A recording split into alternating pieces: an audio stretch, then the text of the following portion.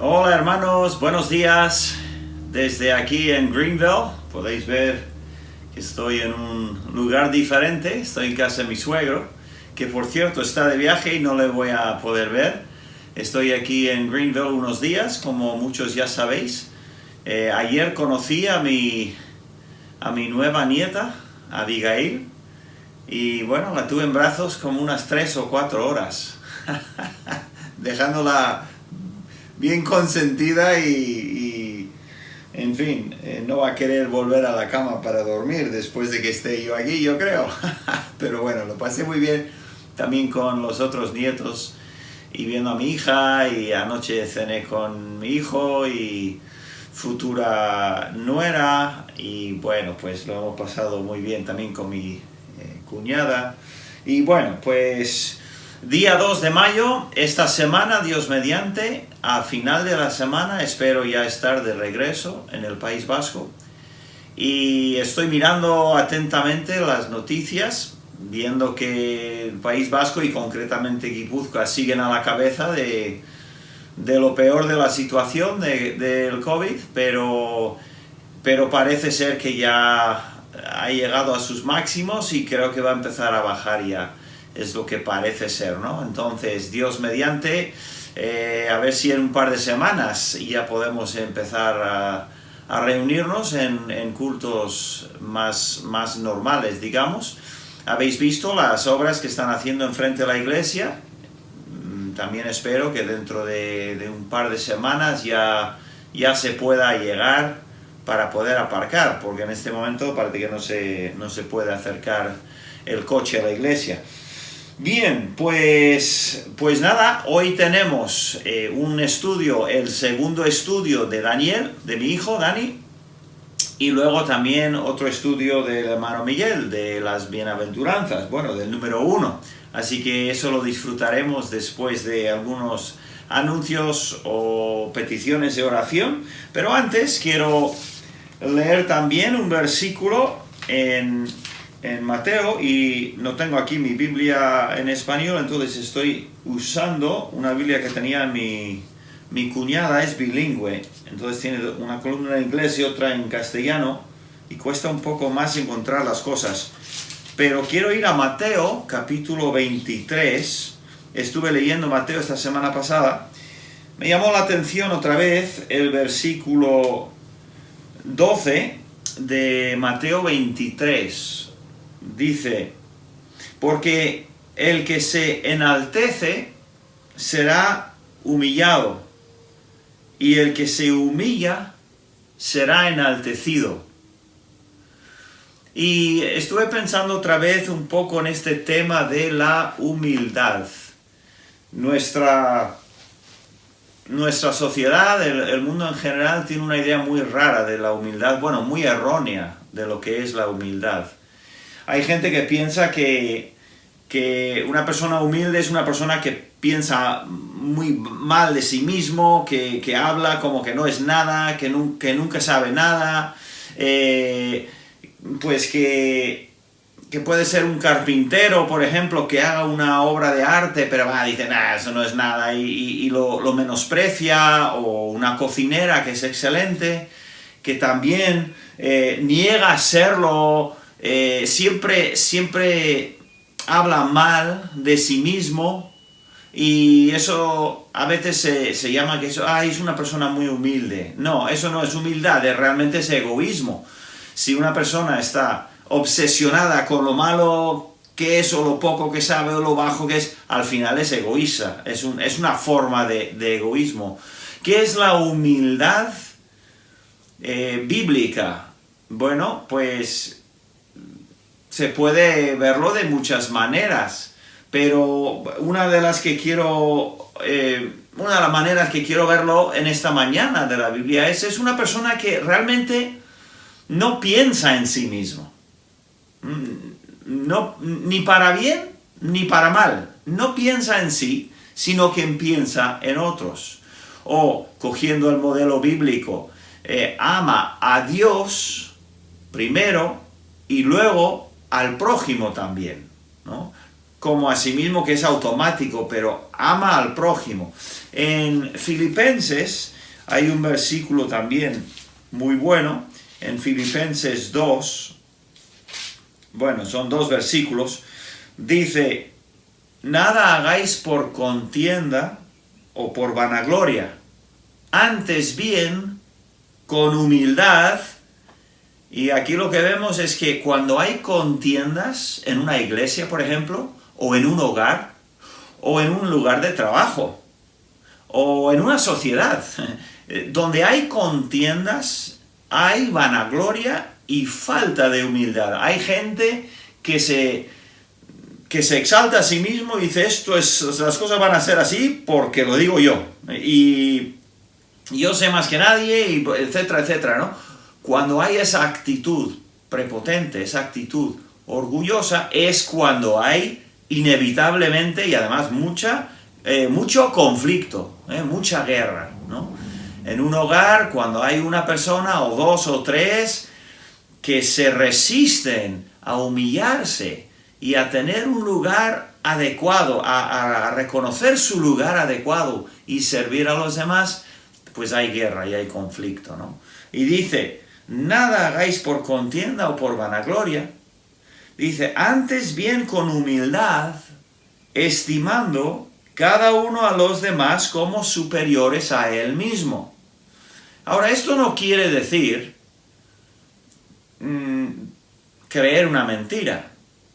Si tú eres mejor futbolista que otro, no es decir: tú eres mejor que yo. No, eso es mentira. Eso no es humildad, eso es mentira. ¿Me entendéis? Es estimar a la otra persona como superior a uno mismo, como teniendo importancia.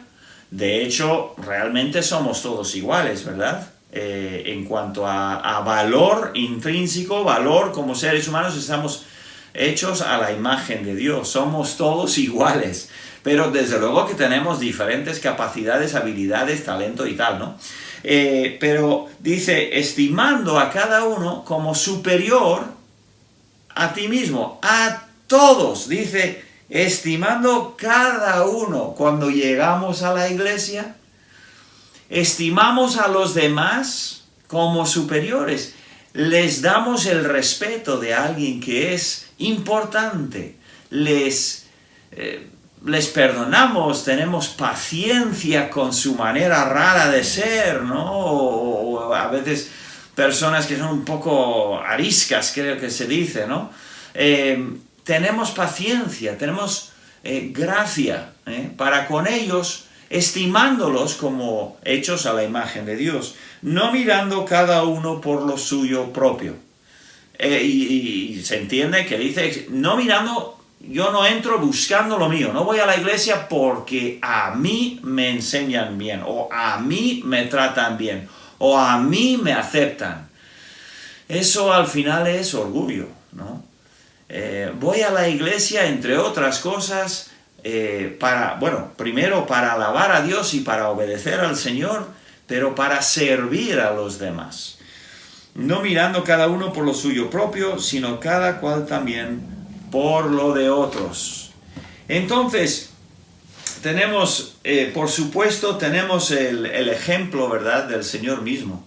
En Juan capítulo 13, el Señor Maestro, el Maestro con M mayúscula, el Maestro de maestros, se humilló allí para lavar los pies de los discípulos, poniendo un ejemplo, poniéndoles a ellos un ejemplo, o siendo un ejemplo para ellos y siendo un ejemplo para nosotros.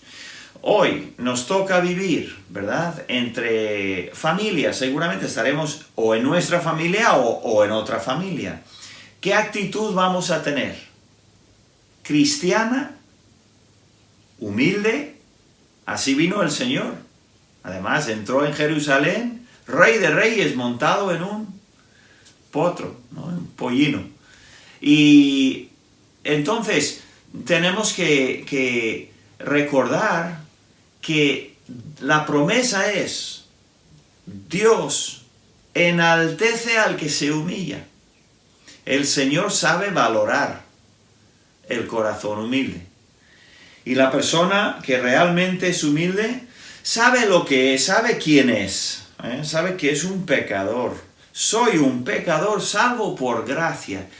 Si no fuera por Dios, yo no podría servir de esta manera en absoluto, porque es la gracia de Dios la que me ha cambiado, la que me ha hecho un poquito de algo bueno, es la gracia de Dios. La humildad reconoce eso, reconoce el valor que uno tiene es totalmente porque Dios nos ha dado ese valor. Si no, somos pecadores que merecemos la muerte, ¿no?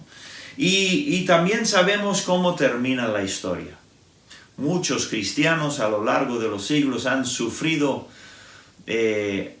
horriblemente por ser cristianos. Han sido menospreciados, han sido perseguidos, han sido asesinados y han muerto como miserables a los ojos del mundo.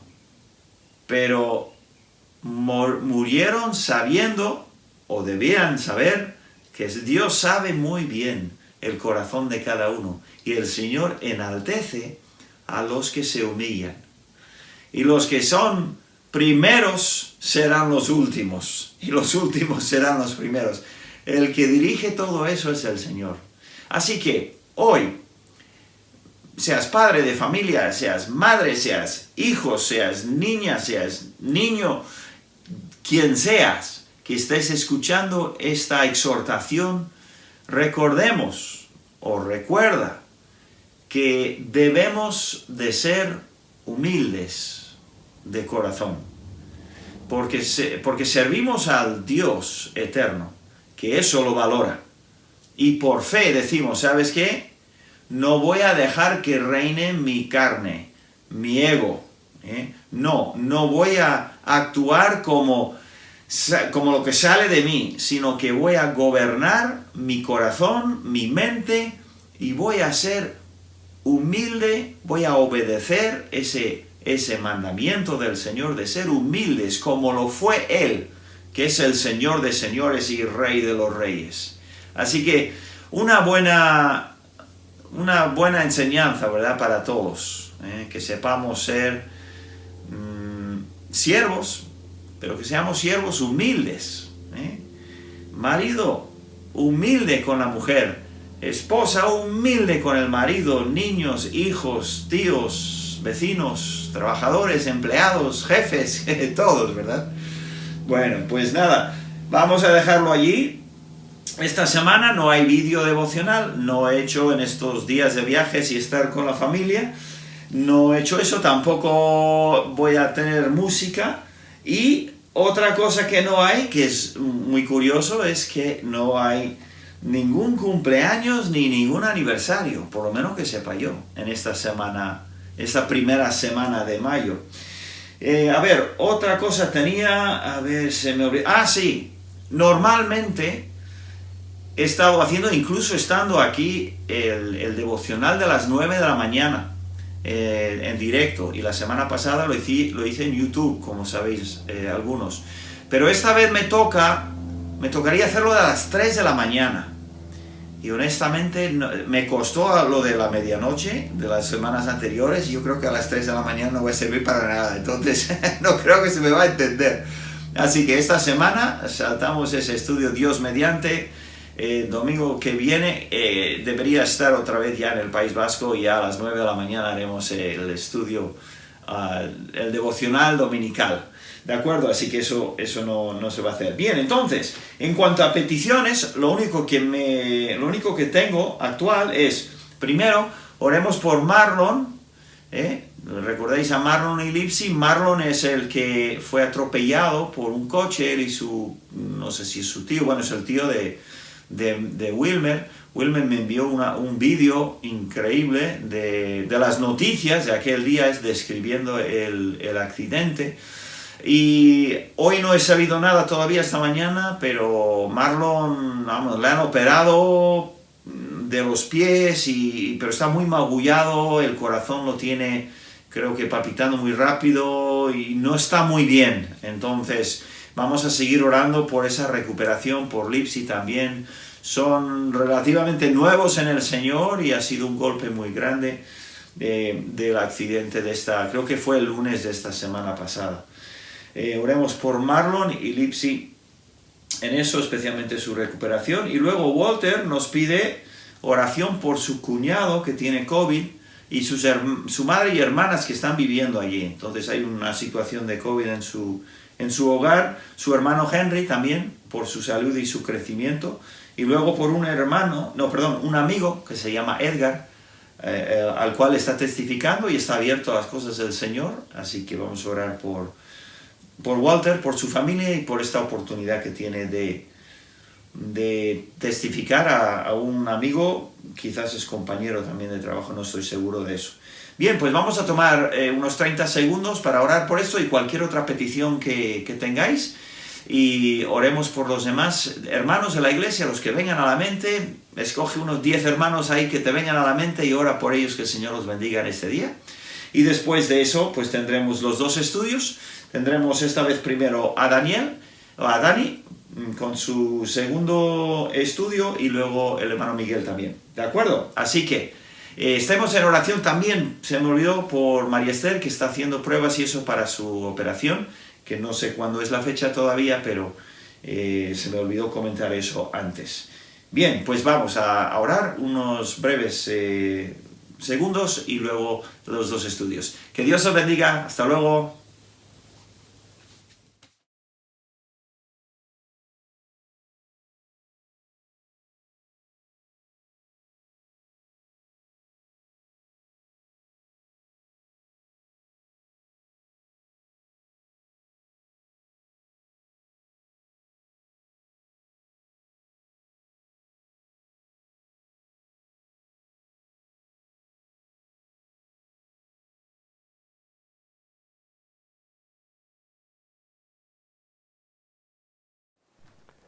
Hola hermanos, buenos días una vez más. Soy Daniel y vamos a continuar en esta mañana con el estudio que vimos la otra semana en Primera de Reyes capítulo 13. Y si os acordáis, vimos la historia de un profeta desconocido, no nos pone su nombre y nos habla muy poco de él, no sabemos mucho más de lo que vemos aquí mismo en este pasaje, pero vemos en los primeros 10 versículos de este pasaje cómo él se enfrenta al rey Jeroboam, obra un milagro, da una profecía y tal, y nos da un tremendo ejemplo de un siervo de Jehová.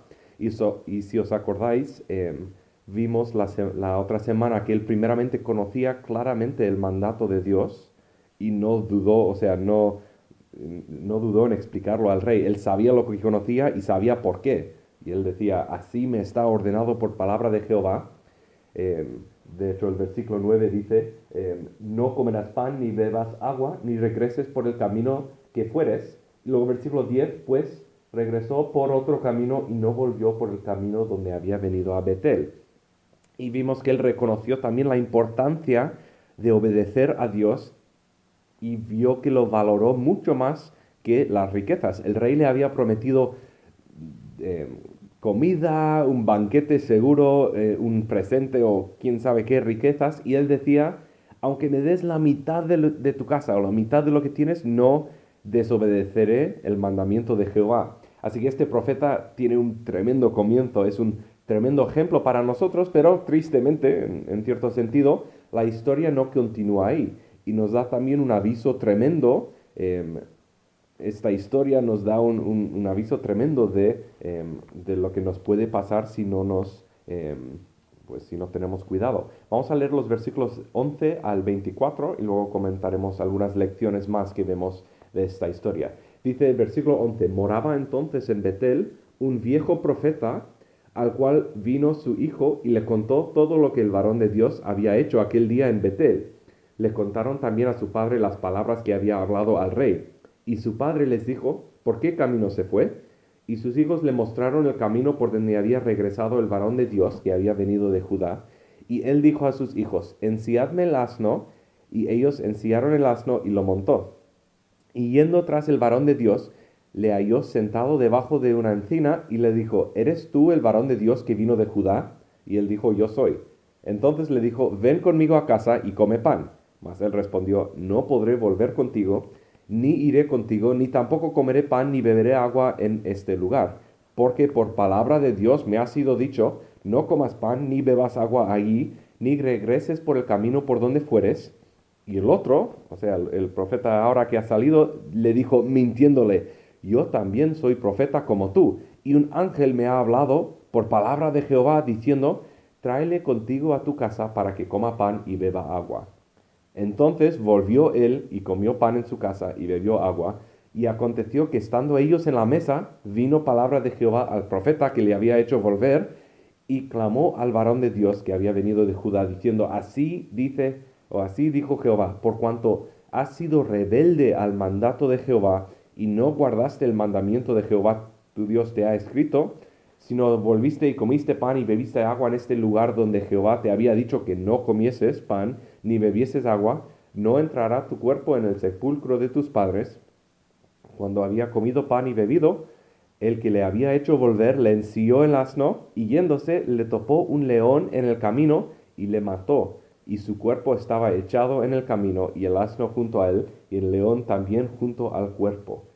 Madre mía, ¿qué pasó aquí? Este profeta hizo tan bien en los primeros 10 versículos. Obedeció a Dios, resistió la tentación, habló con confianza contra el rey, o sea, el hombre más poderoso de esa tierra, pero en la segunda parte de la historia cayó en una tentación mucho menos fuerte que la primera, pienso yo. O sea, el rey le estaba ofreciendo un presente, quién sabe qué, riquezas, qué dinero y un banquete, y en comparación seguro que este profeta le estaría dando un café con leche y una tostada o algo así, ¿no? O sea, era mucho menos tentación, podríamos decir, o sea, era para mucho menos, pero este profeta cayó, desobedeció completamente el mandamiento que tenía y ya vimos el resultado fuerte que llegó a él por su desobediencia. Y aquí vemos lecciones, pues al lado contrario, lecciones malos, o deberíamos aprender de ellos, pero en lo negativo, de este profeta caído. Lo primero que vemos, la primera lección, es que deberíamos confiar en las promesas claras de Dios. Y explico lo que significo con eso. La Biblia no es un libro de instrucciones, o sea, no es como cuando yo iba a la universidad en Estados Unidos, cada año teníamos que leer el libro de instrucciones y nos organizaba por, no sé, pues, ¿qué puedes hacer ahora? ¿A qué horas tienes que ir a la cama? Esto y aquello, no puedes caminar en la hierba. O sea, un montón de instrucciones y era gracioso porque o sea, a veces era súper detallado y obviamente alguien había abusado de un agujerito en la, o sea, algo que no ponía, así que lo ponía súper claro. No puedes hacer eso, ni eso, ni eso. Pero la Biblia no nos viene de esa forma. La Biblia es, hemos visto en el pasado, la Biblia es una historia que nos cuenta la historia de la redención y también nos instruye en cómo vivir, pero no se organiza perfectamente como un libro de instrucciones. Menos mal, porque eso sería bastante aburrido leer. Pero a veces involucra un poco de discernimiento en saber exactamente los mandamientos de Dios. Pero deberíamos confiar en las promesas claras de Dios y no dejar que cosas igual con un poco de pregunta nos cambien de opinión o nos lleven a desobedecer un mandamiento claro. ¿Me entendéis? O sea, si Dios dice claramente no darás falso testimonio o no mentirás, y luego, vemos un ejemplo de un profeta que hizo eso y luego Dios al final terminó bendiciendo su vida, pues eso significa que... No, la Biblia dice muy claramente, no darás falso testimonio, no mentirás. Lo otro, igual Dios permitió o bendijo una circunstancia, aunque había un poco de pecado, pero la Biblia pone claro las instrucciones, las promesas de Dios y los mandatos de Dios. Este profeta tenía un mandamiento tan claro de Dios, de hecho, lo repitió al rey, dijo, así ha dicho Jehová, y luego lo dijo también a este profeta, así ha dicho Jehová, pero desobedeció por algo que un hombre desconocido le dijo, o sea, este varón de Dios, que le acaba de encontrar, puede cambiar su opinión de un mandamiento claro de Dios. Es tan importante confiar en lo que sabemos de Dios y luego ya Dios nos dará discernimiento para aclarar las dudas, pero no va a cambiar su palabra. Y así llegamos a la segunda lección. La palabra de Dios no cambia. O sea, si tenemos teléfonos móviles o si usamos ordenadores, cada programa, casi cada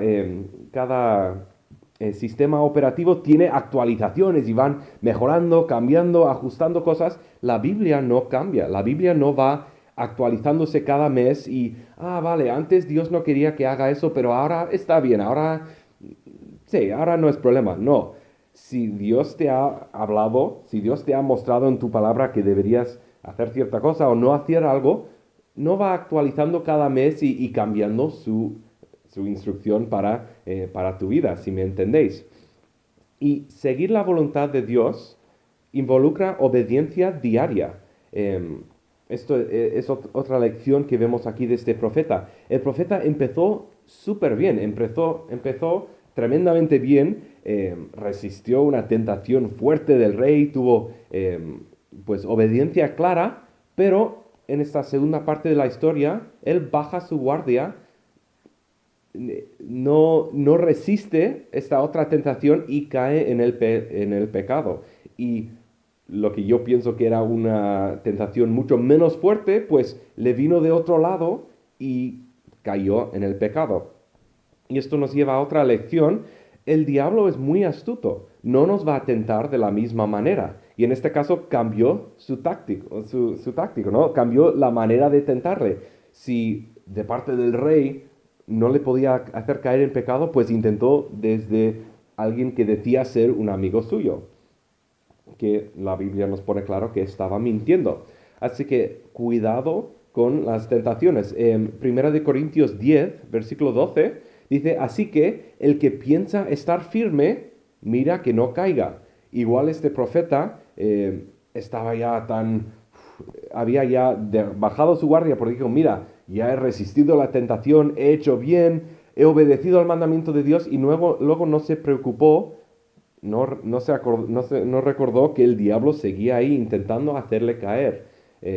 Versículo 13 de 1 Corintios 10 dice, no os ha sobrevenido ninguna tentación que no sea humana, pero fiel es Dios que no os dejará ser tentados más de lo que podáis resistir, sino que dará también juntamente con la tentación la salida para que podáis soportar.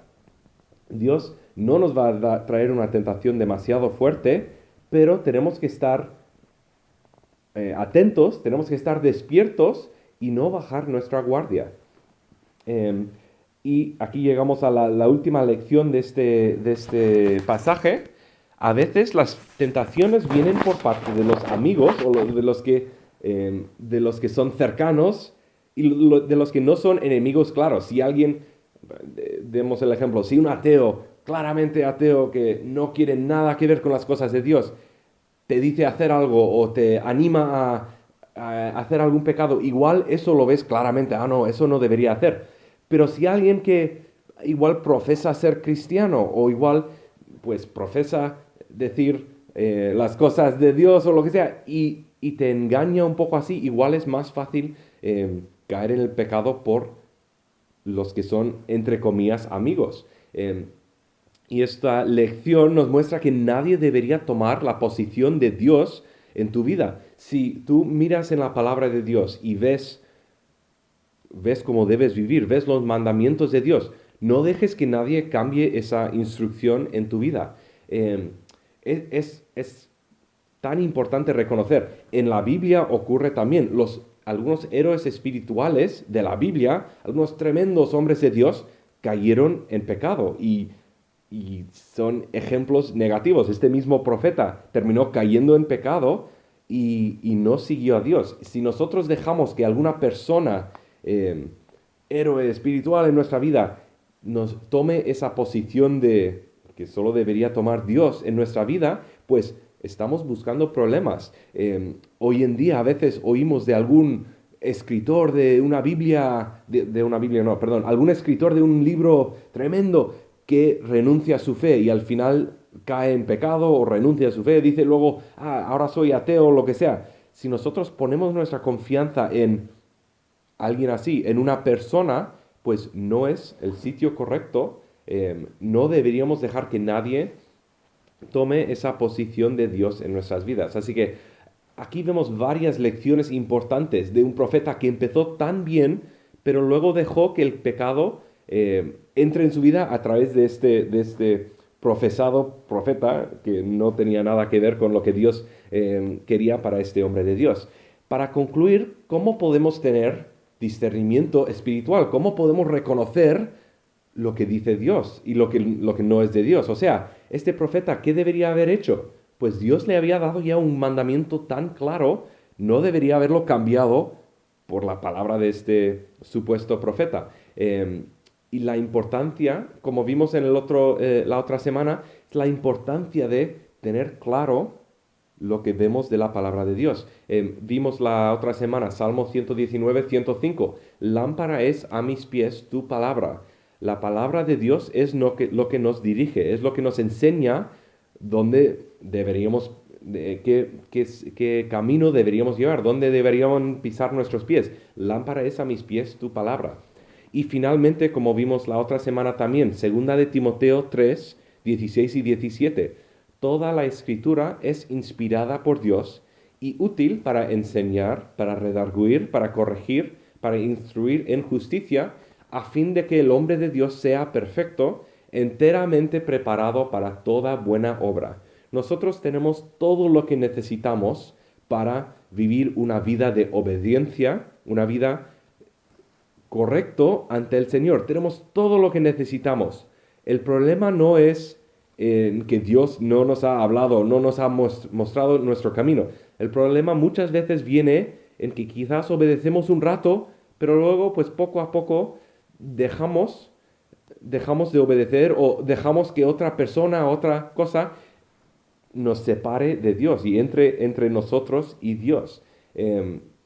Como vimos, la obediencia es algo diario. No obedeces una vez y ya está, ya eres un buen siervo de Dios. No, diariamente tenemos que primeramente buscar en la palabra de Dios, leer la palabra de Dios, dejar que Dios nos hable a través de su palabra y diariamente obedecer. Esta historia terminó de una manera muy fea, muy trágico, y vemos que el resultado fue tremendo, fue muy severo, pero Dios muestra que Él espera obediencia de sus siervos.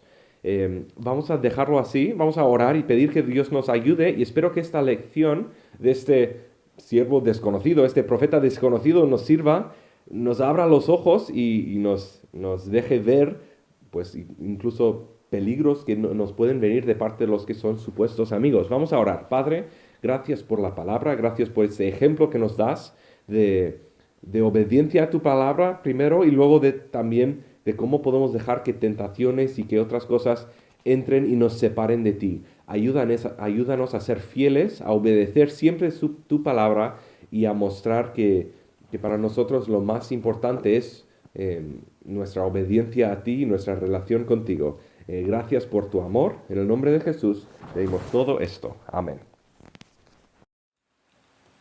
Buenos días, hermanos. Hace un tiempo estaba hablando con alguien en el local, viendo cosas en su vida, hablando de problemas que estaba pasando, por qué lo que es la vida cristiana de verdad y cómo debemos ser. Y en el proceso de la conversación, la persona para y luego me pregunta y dice, ¿tú crees entonces que no soy salvo? Y le dije, pues, mira, yo no soy quien decide o juzga eso. Dios conoce tu corazón.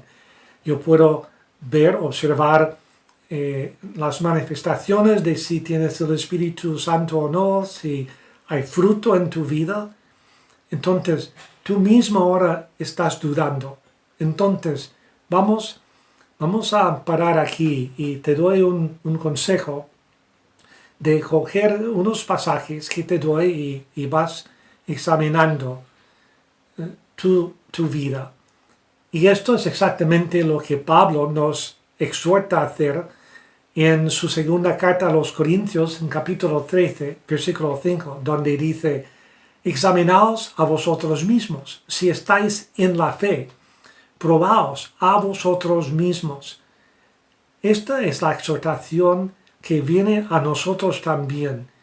Y pensando en esto, yo estaba creyendo que sería interesante para nosotros coger uno de estos pasajes que hablé con esta persona y lo que hemos visto en las últimas semanas en la iglesia. Durante el tiempo de oración hemos estado cogiendo uno por uno estas bienaventuranzas y ha sido de gran bendición y de desafío, creo yo, para mí y para todos.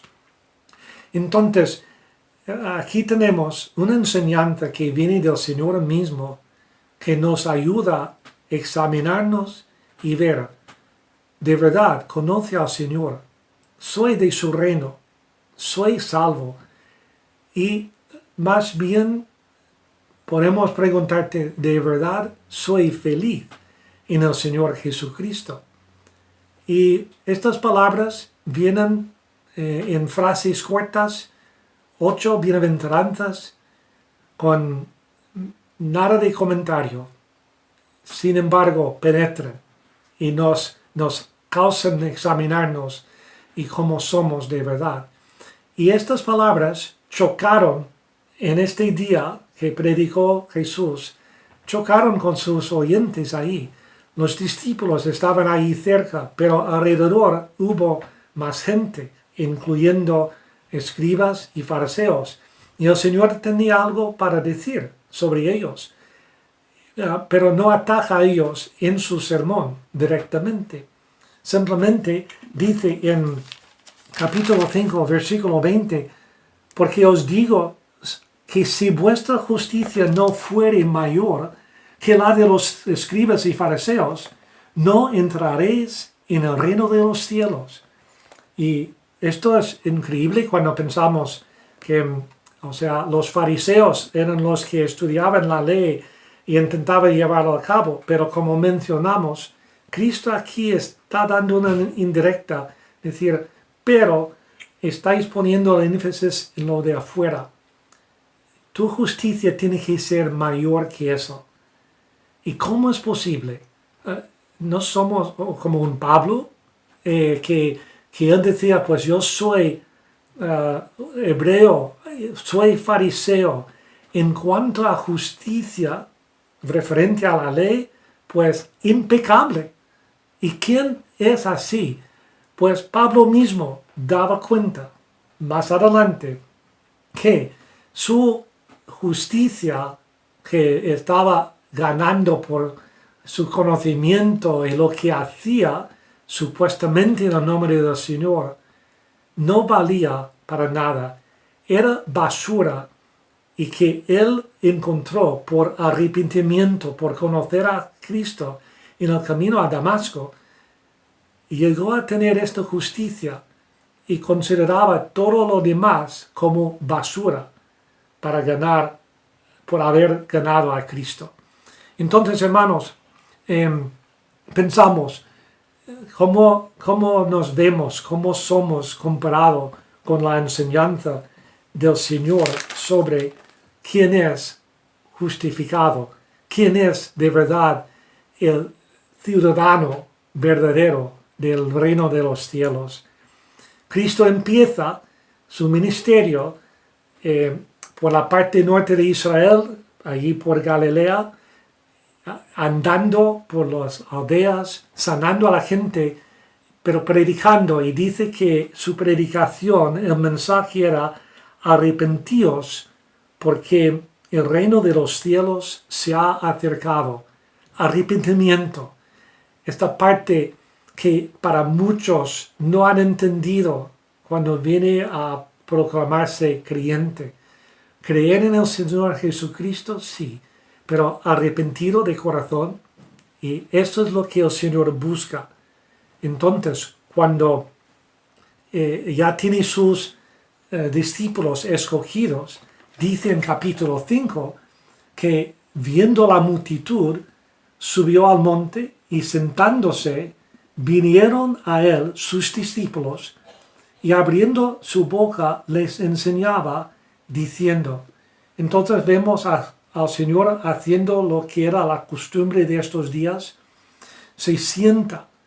Luego sus seguidores se acercan para escucharle, pero también hay los de alrededor que van a escuchar sus palabras y van a comentar al final del sermón entero, en capítulo 7, versículos 28 y 29.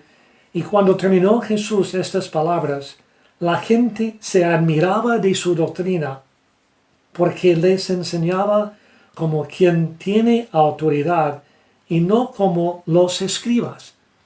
Ahora, entendemos algo. Cuando dice que la gente se admiraba de su doctrina, importante reconocer que en el original esta frase lleva la idea que sus palabras eran chocantes, daban golpes. No era, oh, esto es maravilloso y admiramoslo. No, es que esto es chocante lo que dice. Es una paradoja en el sentido de cómo vivimos, cómo podemos vivir así, y que ciertamente no es lo que enseñan los fariseos de su día y los escribas. Entonces, volvemos a lo que es versículo 3, y la primera palabra que viene es bienaventurada, y luego se repite 8, 9 veces, bienaventurados, y luego una descripción, una característica. Felicidad es lo que quiere decir. Feliz eres, sí, eres pobre en espíritu, manso, que llores. Y otra vez pensamos en que esto es chocante para estas personas. No entienden.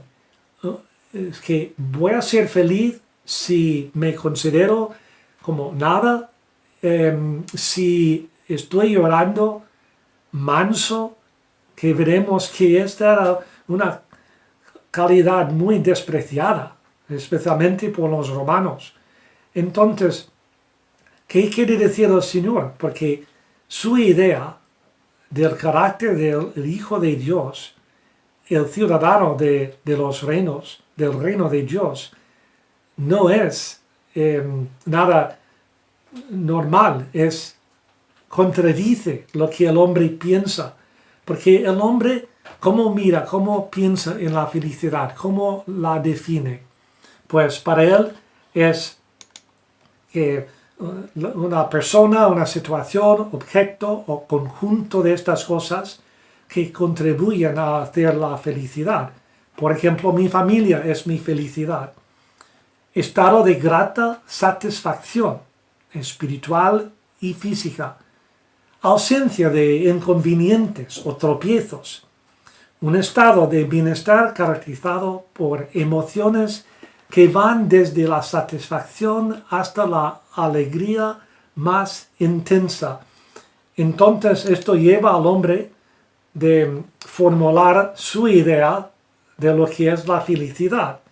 Riquezas, más ausencia de pesares y problemas, más gratificación de los apetitos, más ser aceptado por todos, más salud, más ser tratado bien por todos, es igual a la felicidad. Y luego venimos a lo que es la fórmula de Dios, y es buscar primeramente el reino de Dios, y todas estas cosas os serán añadidas. Los hombres en aquel entonces deseaban, anhelaban felicidad, igual hoy. Pero el kit del asunto queda en esto que el hombre va buscando felicidad. Y Cristo va a enseñarnos que no encuentras, no llegas a ser feliz buscando directamente a ella las cosas materiales que pensamos traerán felicidad. La felicidad es el producto de buscar a Dios, de reconocer tu necesidad espiritual, llegar a Cristo arrepentido y creer en Él por fe, que Él te ha salvado, y empiezas esta nueva vida y vas creciendo en estas características que vamos a ver a continuación en las bienaventuranzas de Cristo. Mientras, hermanos, que vayamos leyendo esta porción, estudiando para nosotros mismos, examinándonos para ver, ¿de verdad soy feliz en el Señor? ¿De verdad soy su hijo? Yo creo que vamos a salir con un gozo de confirmar de una manera u otra cómo somos con el Señor. Y es importante porque en el mundo necesitamos tener este testimonio, la evidencia de que somos algo. No es simplemente que hacemos algo, pero somos algo primero, salvos y cambiados en Cristo Jesús. Que el Señor nos bendiga.